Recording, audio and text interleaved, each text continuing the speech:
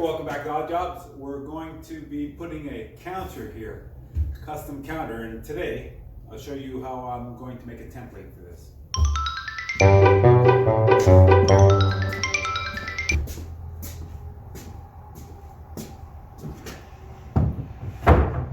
So I'm going to start with this very long board, which is longer than the countertop that we're going to be putting in. And I'm going to set it across the back wall. We can see here that we've got all of these jutting out, and these are going to have to be cut around in the countertop. So my template is going to have to take that into consideration.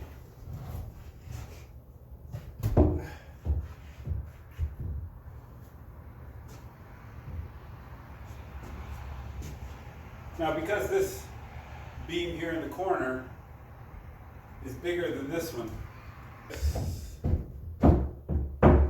push this tight against that.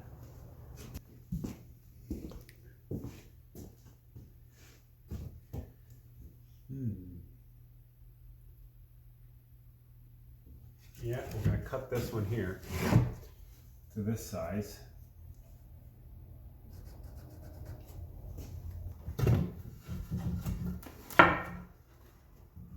That happened to be the right dimension, didn't it?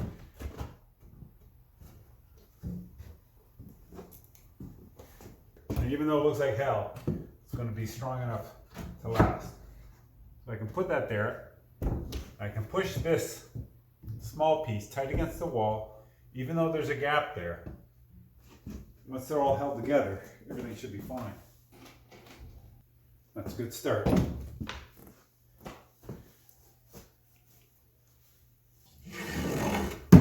And then I'm going to put another piece there. But not this one. Here. And then this one can go there. And I'm going to do the same kind of idea. Is that going to work right?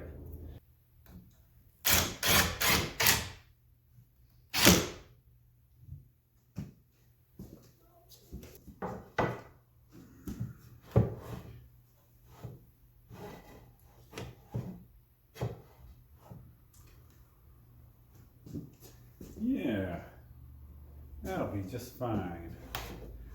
Put a screw in that.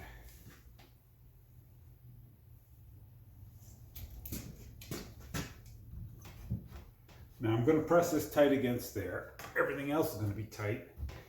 I think it's going to be okay. A couple more here.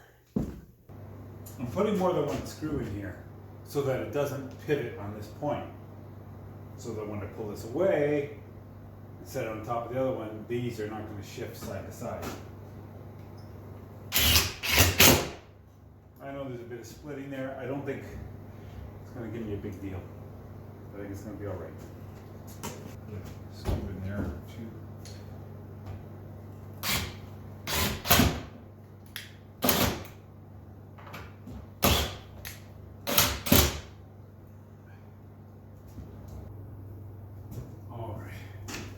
So this piece here, we're going to put in there and the same. So we're going to have a bit of a gap there. That's okay. It's all going to be okay. Okay, put a couple in there.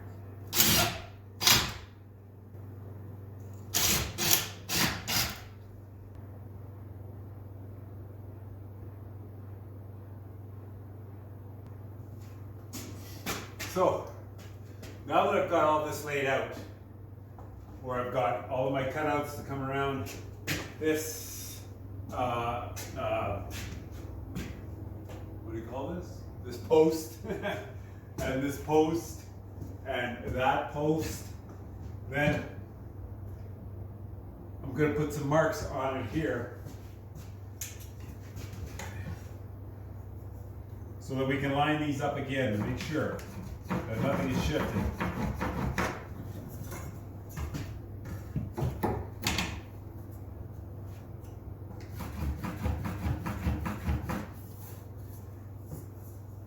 right? This one here is going to be tricky. So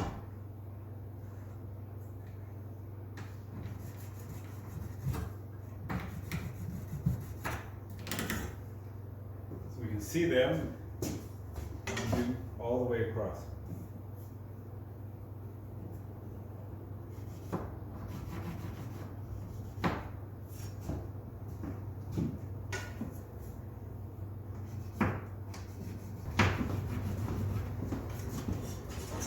So we've set all of our marks, and this is a finished, ready to go template. Remember now that the width or the depth of the countertop is arbitrary, and so is the length.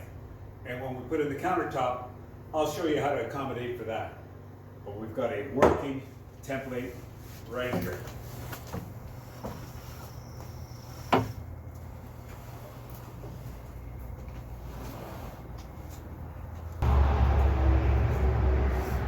Sorry, it might be a little loud. So I've got the piece of poplar that we're going to use as a countertop. And I brought my template in.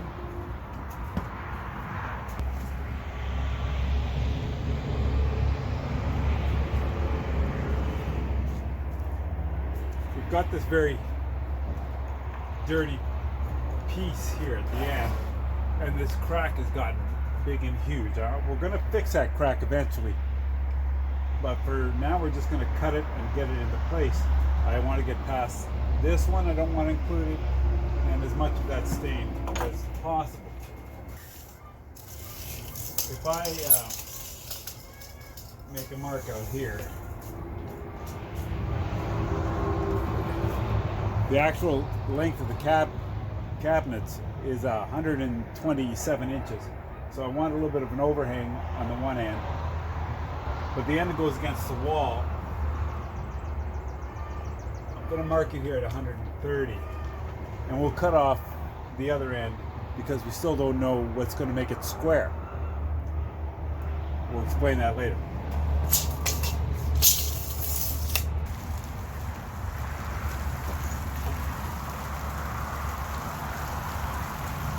See this here edge? Got a bit of an angle on it. That all has to be cut away. So I'm going to put this to there.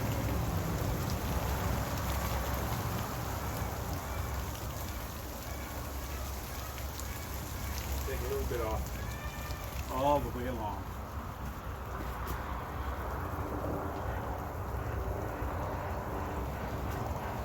So I'm keeping this mark here at 130. I want a little bit of meat there. A little bit there.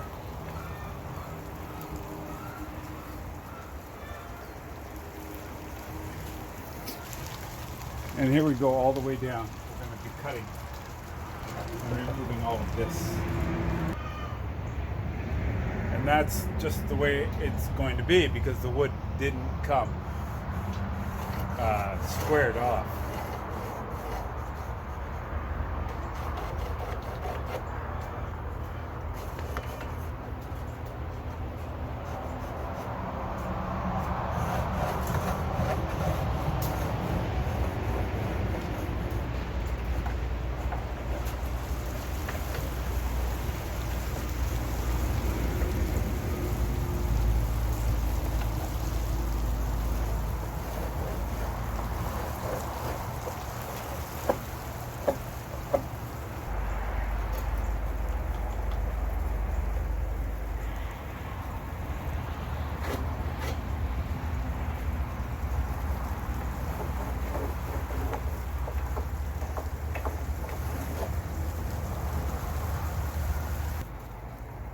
So I'm going to be using my Dremel multi-tool. It's called Multi-Max, whatever it is. I've had this thing forever. Back in the day before any other manufacturer could make these, and it was only Dremel that was making them. But now you can get these any manufacturer. They are all the same. They all basically work with the same tools. At one time you could only get these from Dremel. Now we get them from all different manufacturers. I tend to use the Anvil brand. best bang for your buck. Go into Home Depot, you pick them up. This had 10 pieces in it. Good blades, they last just as long as any other manufacturer, and they're a third of the price. So I'm going to put the new blade on there.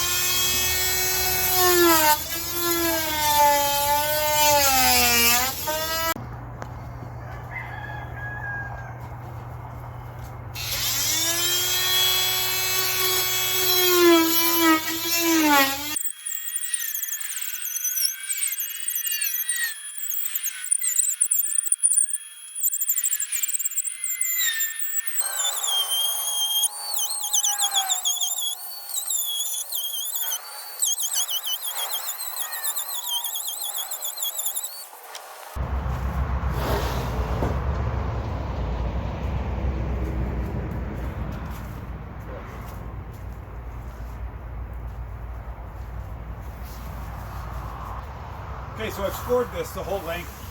All the pieces are scored out as deep as I dare.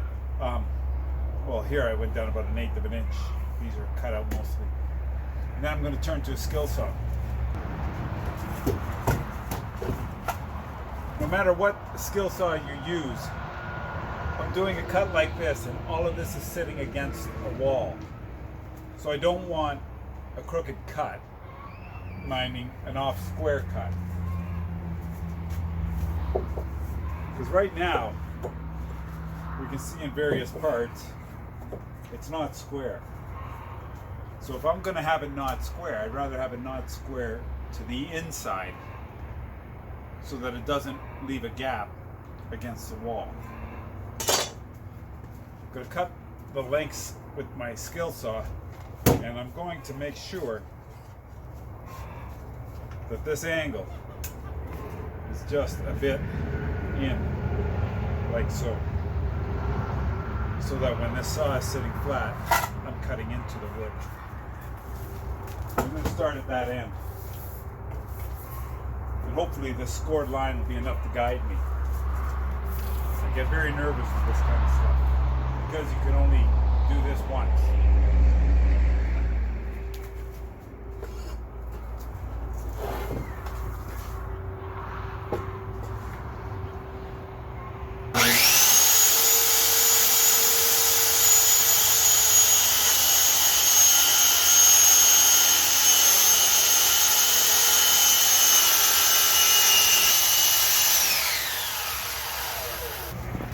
When I'm standing on this side of the saw, I'm looking at the blade from this angle.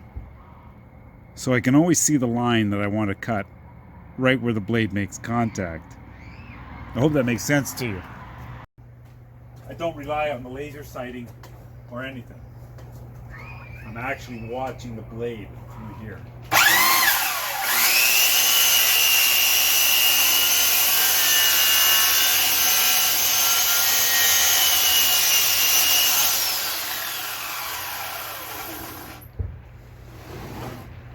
Make it awkward. It's a very wide piece.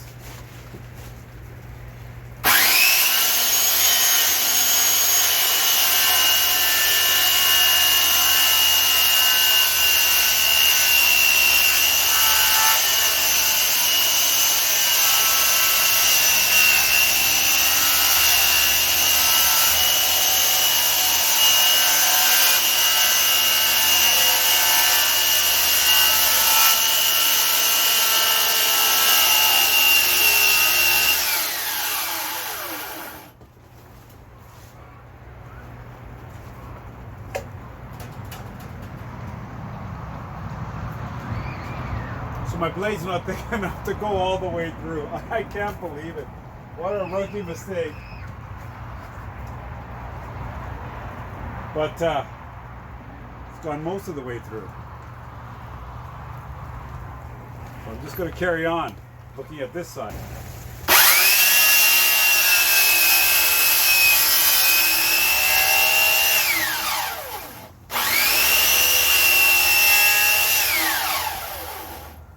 Crawl up on that table.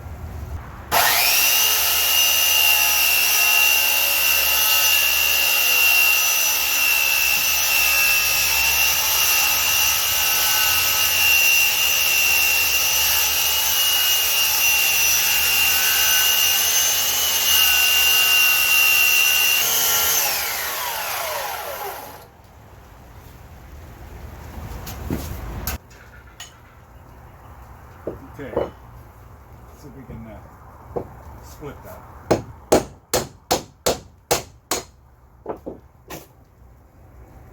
It's okay.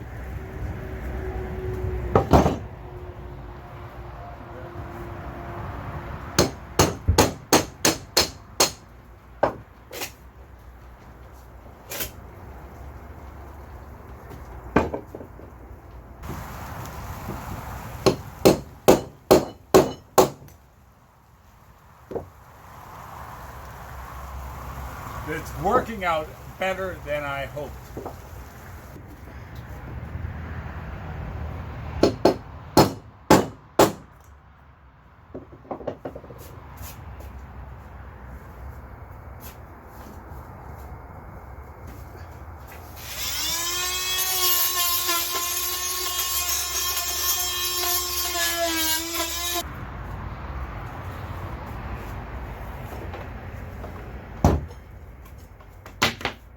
Back to the skill saw. I'm going to finish that cut.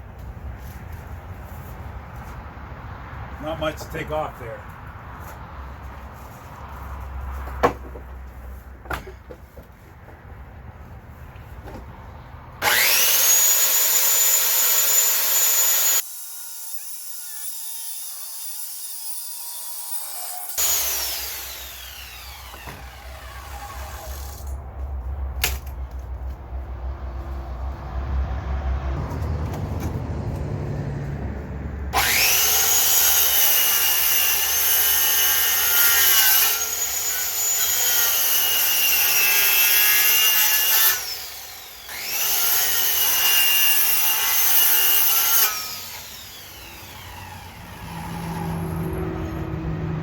Doing all these relief cuts so that I'll be sure to come in and hit this line straight.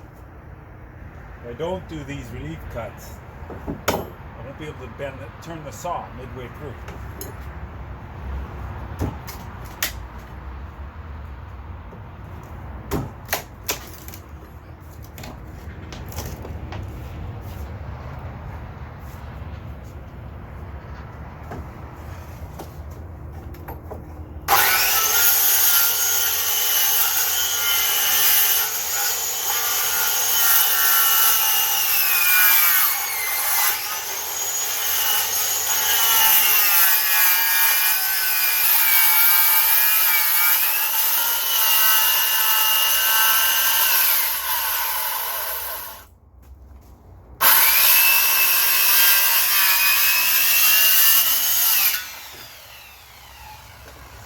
Perfect.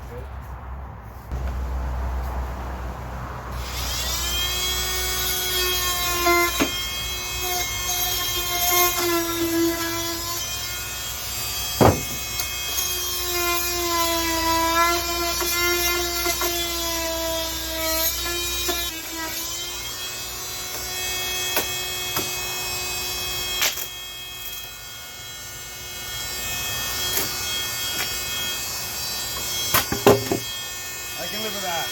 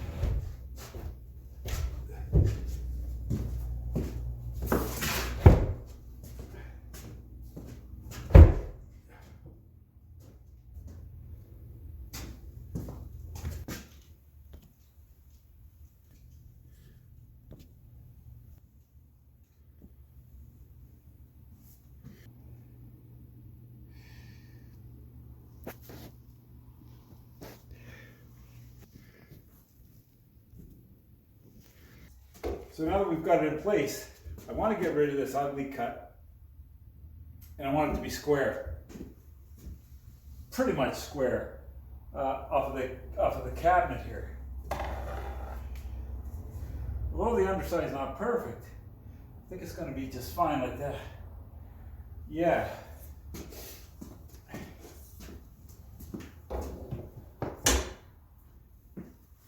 And I think just hard to tell, eh? If we have a look from underneath, you can see I've got this piece of trim there coming all the way up. And I kind of want it to overhang just a bit on that. So we're going to have to be looking at it like this. Okay, that's quite a ways in. Let's measure it. So, under here to the trim is 6 1/8 of an inch. And let's take, it'll look normal if it's 2-inch overhang because it's 2 inches thick. At least that's how I think. So 6 1/8, 4 1/8.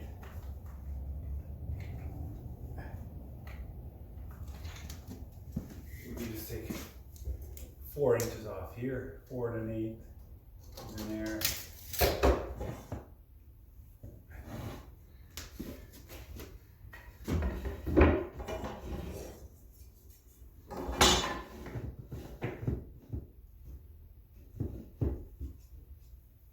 And this here's the line right there.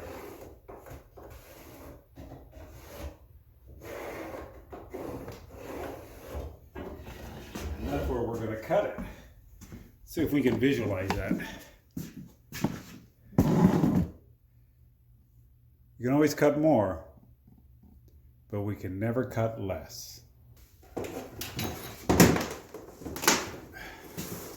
Now this one I want it to cut straight. I don't want to cut it on an angle. So let's put this back the way it was.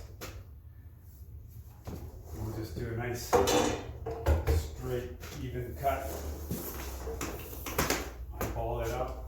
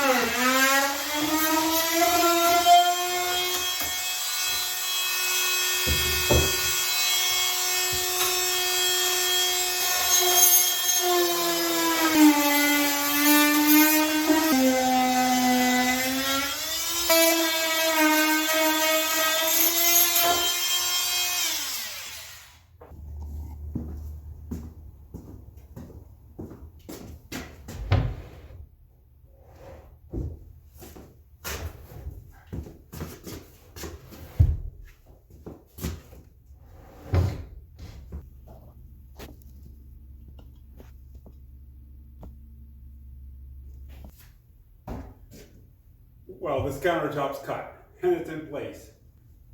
And that's going to wrap it up for today. Thanks for watching Odd Jobs.